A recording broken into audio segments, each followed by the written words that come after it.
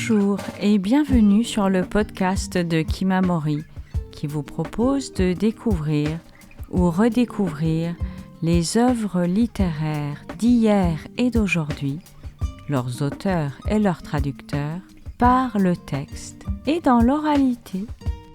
Vous avez suivi hier et avant-hier les 2 premiers épisodes de notre série consacrée à Luc Reinhardt, préparée et mise en voix par David Meulmans en conversation avec Aurélie Thiriat-Meulmans.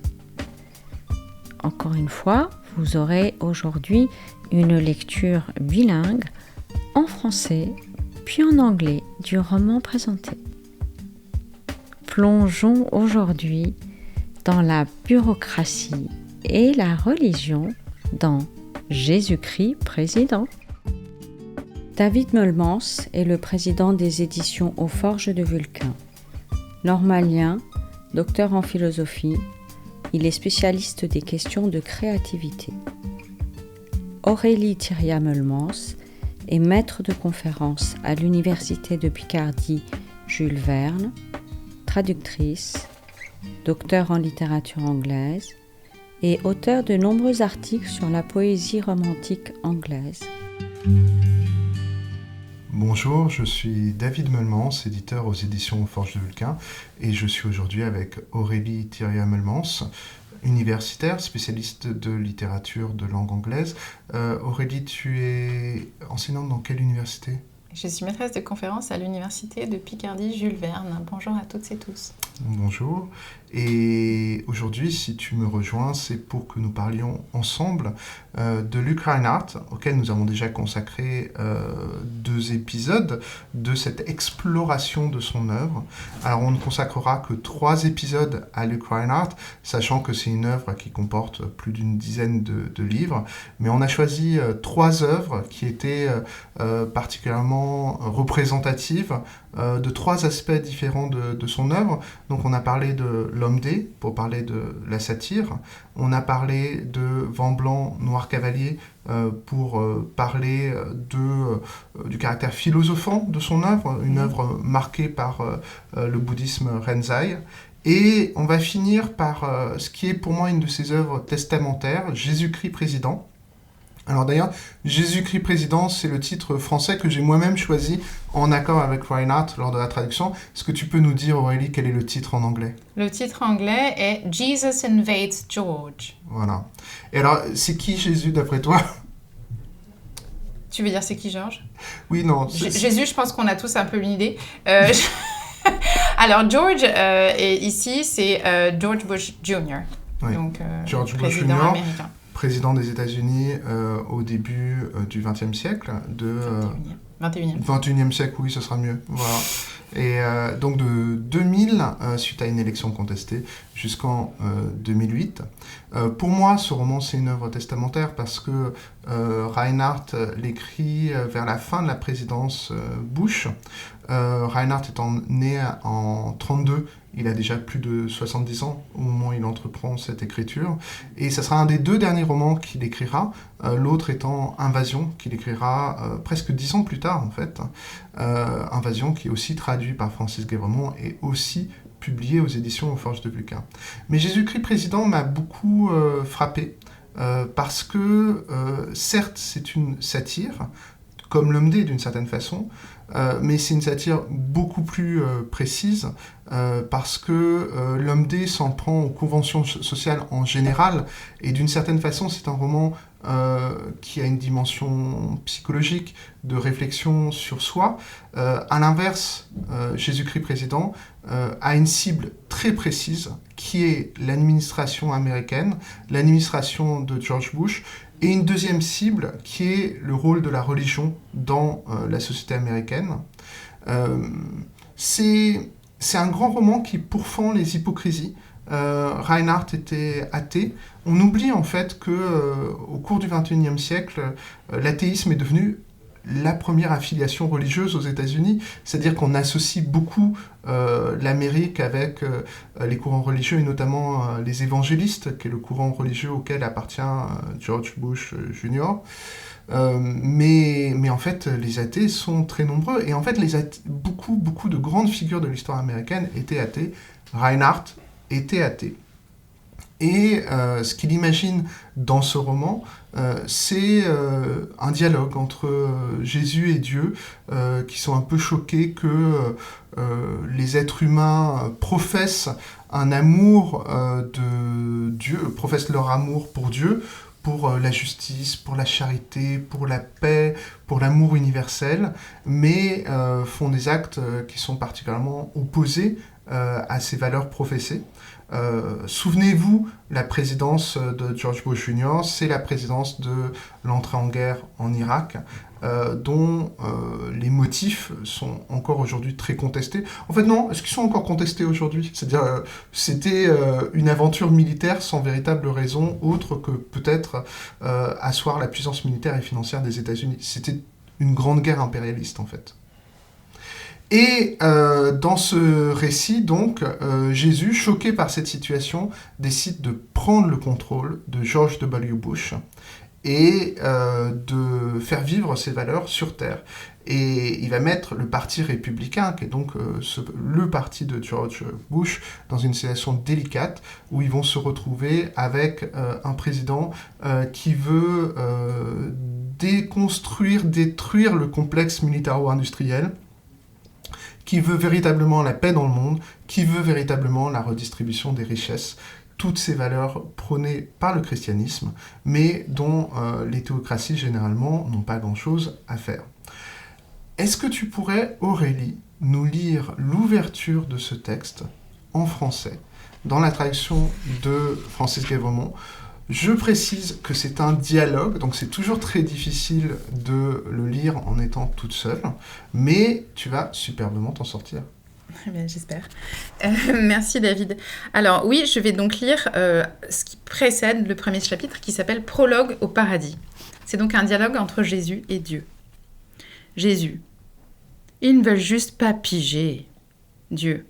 Ils n'ont jamais rien pigé, pigeront jamais rien. Jésus. 2000 ans, et de jour en jour, ils s'éloignent de plus en plus de ce que j'ai essayé de leur apprendre. Dieu, comme d'hab. Jésus. Quand même, il y en a toujours quelques-uns, quelques humains qui entendent mon message et qui vivent une vie de chrétien. Dieu, pas beaucoup. Jésus. Mais je ne sais pas trop pourquoi ces humains n'arrivent jamais à prendre le pouvoir. Ils ne peuvent rien faire pour atténuer les souffrances de la masse de l'humanité. Dieu. Le chemin que tu leur proposes n'est pas le meilleur moyen d'arriver au pouvoir. Jésus. Il suffirait d'un être humain, d'un seul, qui détienne un grand pouvoir et qui soit un de mes vrais disciples. Alors mon œuvre pourrait peut-être enfin mettre un terme aux souffrances de l'humanité. Dieu. Mais non. Jésus. Comment mais non ? Qu'est-ce que ça veut dire mais non ? Dieu. Ça veut dire qu'une personne au pouvoir qui obéirait à tous tes commandements n'arriverait pas à changer quoi que ce soit à quoi que ce soit. Jésus. Père, c'est pas vrai, dis-moi que c'est pas vrai. Dieu. Je l'ai dit, tu peux me croire, c'est vrai. Jésus. Ok, mais juste une fois. Dans l'histoire de l'humanité, j'aimerais voir ce que ça donnerait si j'allais m'installer dans l'âme de quelqu'un qui aurait le pouvoir de changer les choses. Dieu. Il ne va rien se passer. Il va se faire flinguer, probablement, comme Martin Luther King, ou se faire foutre à l'hosto psychiatrique. En quelques mois, pas plus, tout sera fini. Jésus. Père, c'est nul ce que tu dis. Dieu. Désolé. Jésus. Mais tout de même, tu sais parfois, tu le sais bien, parfois, le hasard fait bien les choses et on a des résultats inattendus. Dieu. Évidemment, moi je parle en termes de probabilité. Flingué ou chez les fous en moins d'1 an. C'est moi qui te le dis. Long silence. Jésus. Tu crois que je pourrais revenir sur Terre, un petit peu ? Prendre le contrôle de l'âme d'un homme au pouvoir et puis on verra bien. Dieu. Ce qui va arriver, c'est qu'il y aura encore plus de souffrance, plus d'absurdité, comme d'hab. Quand j'ai créé les êtres humains, je me suis complètement gourée.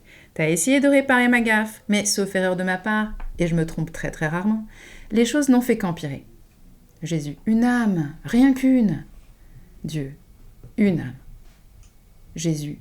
Que je pourrais diriger en accord avec mes commandements. Dieu, pas de triche, pas de miracle. Jésus, pas de miracle. Mon esprit sera sa seule inspiration. Dieu, t'as envie de te refaire crucifier? Jésus, non, non, je ne vais pas m'incarner. Mon esprit va s'installer dans l'âme d'un type quelconque, c'est tout. Dieu, bon, c'est d'accord, fonce. Jésus, fonce. Dieu, fonce. Jésus, Père, oh mon Père, merci. Dieu, tu es mon fils, je ne peux rien te refuser, surtout quand c'est comme ça, un truc tout simple. Jésus, et donc je peux choisir n'importe qui, quelqu'un au pouvoir. Dieu, n'importe qui, comme tu le sens. Jésus, j'y vais. Dieu, je vais t'observer et je vais bien me marrer. Jésus, Père, oh Père, Dieu, et pleurer aussi. Et maintenant, dans les mots de Luc Reinhardt, le texte en anglais. Prologue in Heaven. Jesus, they just don't get it. God, never have, never will. Jesus, 2,000 years and they keep getting further and further away from what I was trying to accomplish. God, par for the course. Jesus, but there are always a few humans who get my message and live a Christian life. God, very few. Jesus, but somehow these human beings never get to any position of authority. They remain powerless to improve the suffering masses of humanity. God, your way is not really designed for gaining power. Jesus, if only just a single human being in a position to change history became one of my true followers, then perhaps, at last, my work might ease human suffering. God, never. Jesus, never? What do you mean? God, one powerful person who followed your every wish wouldn't be able to make things a single iota better. Jesus, oh dear Father, I'm sure that can't be true. God, I said it. Believe me, it's true. Jesus, of course, but just once in human history, I'd like to see what would happen if someone whose soul I inhabited was in a position to change things.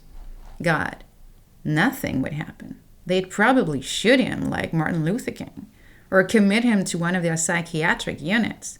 He wouldn't last more than a few months. Jesus, oh Father, I wish you wouldn't say that. God, sorry. Jesus, but perhaps, just perhaps, even you know that sometimes chance intervenes and things don't turn out as expected.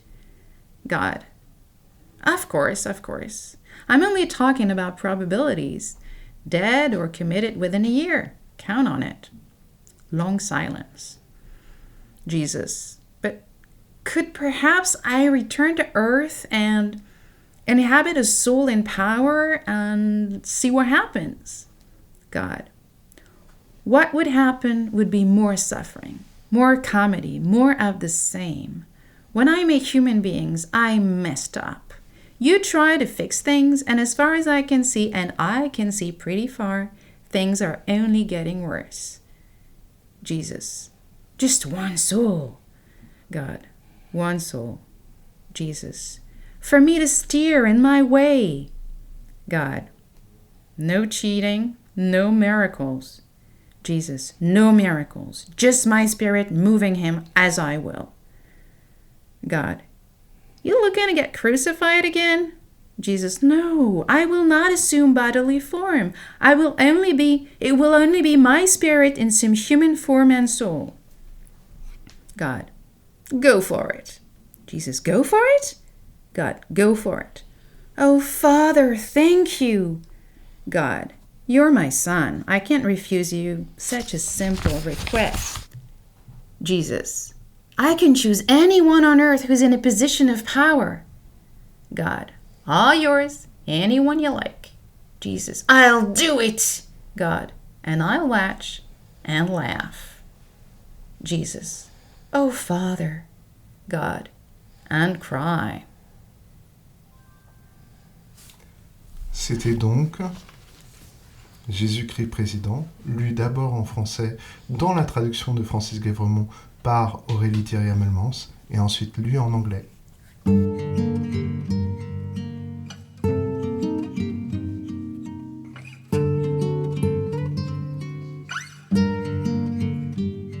Vous venez d'entendre un extrait de Jésus-Christ président de Luc Reinhardt, traduit en français par Francis Guèvremont, lu en français et en anglais dans sa version originale par Aurélie Thiriameulmans.